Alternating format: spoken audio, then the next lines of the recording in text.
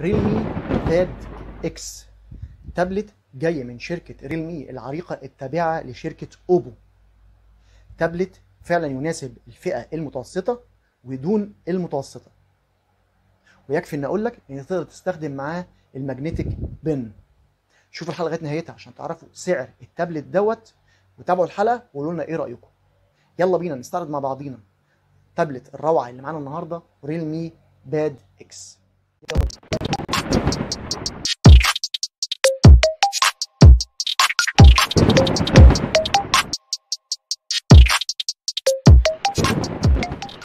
أعزائي المشاهدين في كل مكان، ازيكم؟ اخباركم ايه؟ يا رب تبقوا بخير. اهلا بيكم في حلقه جديده من حلقات قناه ثاندر تكنولوجيا ومعلومات، ومعاكم اخوكم اشرف. تكمله لسلسله التابلت او التابلت الرخيصه وقرب دخول المدارس والجامعات. قلت اجيب لكم التابلت ده اللي ان شاء الله باذن الله ينزل مصر، والتابلت ده من شركه ريلمي العريقه التابعه لشركه اوبو. التابلت اللي معانا النهارده اسمه ريلمي باد اكس. تابلت معروف عنه روعته والتكنولوجيا بتاعته البسيطه واستحماله وسعره كمان اللي هيبقى مفاجأة جدا في آخر الحلقة. وهتسمعوها وهتشوفوه إمكانياته الرائعة اللي فعلا بتدل إن التابلت ده جميل وفي نفس الوقت يناسب المستهلكين من الفئة المتوسطة أو دون الفئة المتوسطة. ولا أخفى عليكم برضو إن من ضمن مميزات التابلت ده استخدامك للماجنتيك بن في الرسومات او في الديزاينز للساده المهندسين او الناس بتاعه كليات فنون جميله. بس قبل ما نستعرض مع بعضينا التابلت زي كل حلقه، مش هنسى اوصيكم ما تنسوناش يا جماعه السبسكرايب، اللايك، الشير في كل مكان، الكومنتس، وهنرد عليكم على طول. صندوق الوصف اسفل الفيديو او الديسكريبشن هتلاقوا فيه لينكات من شركتي جوميا وامازون. خشوا خدوا فكره واشتروا المعدات دعما للقناه. يلا مع بعضينا نبتدي نستعرض التابلت الروعه اللي معانا النهارده، ريلمي باد اكس. يلا بينا. طيب التابلت اعلن عنه 25/5/2022 وابتدى يبقى موجود للبيع عالميا في 12/6/2022. ابعاد التابلت دوت الطول 255 مللي والعرض 160 مللي والسمك 7.1 مللي. وزن الجهاز 499 جرام بالظبط. التابلت دوت من الامام محمي بطبقة ازاز جوريلا جلاس 3، والفريم من البلاستيك والظهر من البلاستيك. التابلت ده مهيأ ان هو ياخد شريحتين اتصال، غير انه مهيأ انه يقدر يشتغل بالماجنتيك بن، غير ان هو يقدر كمان يشحن الماجنتيك بن اللي معاه او اللي انت هتشتريه ليه. نوع الشاشة من الاي بي اس LCD 450 نتس، وبتوصل ل 600 نتس في بعض الاحيان، وبيدعم ال HDR 10. نيجي بالنسبة لمساحة الشاشة نفسها، فهي 10.95 انش وبقوة استحواذ 82.6%.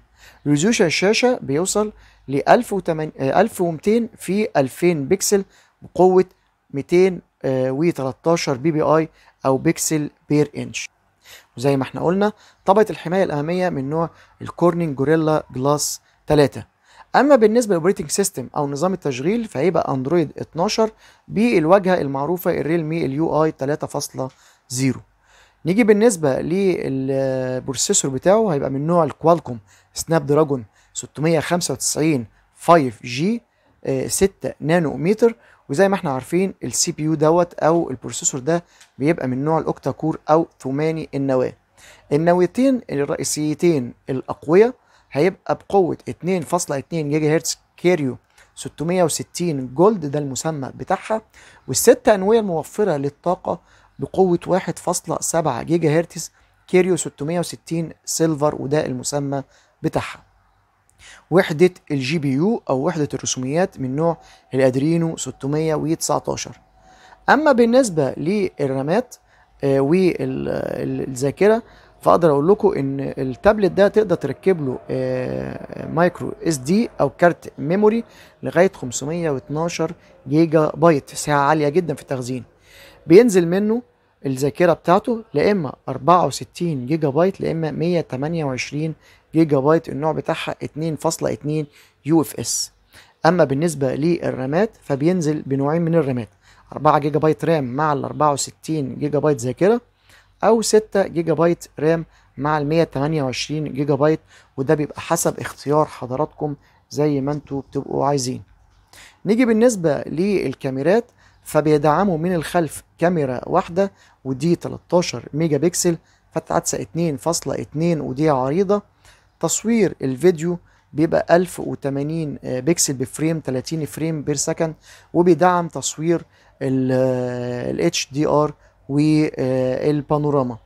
اما بالنسبة للكاميرا السيلفي فهي في الاعلى المنتصف، دي بقوة 8 ميجا بكسل فتحة عدسة 2.0 ودي الترا وايد او زاوية عريضة، وبتدعم تصوير فيديو 1080 بكسل بفريم 30 فريم بير سكند.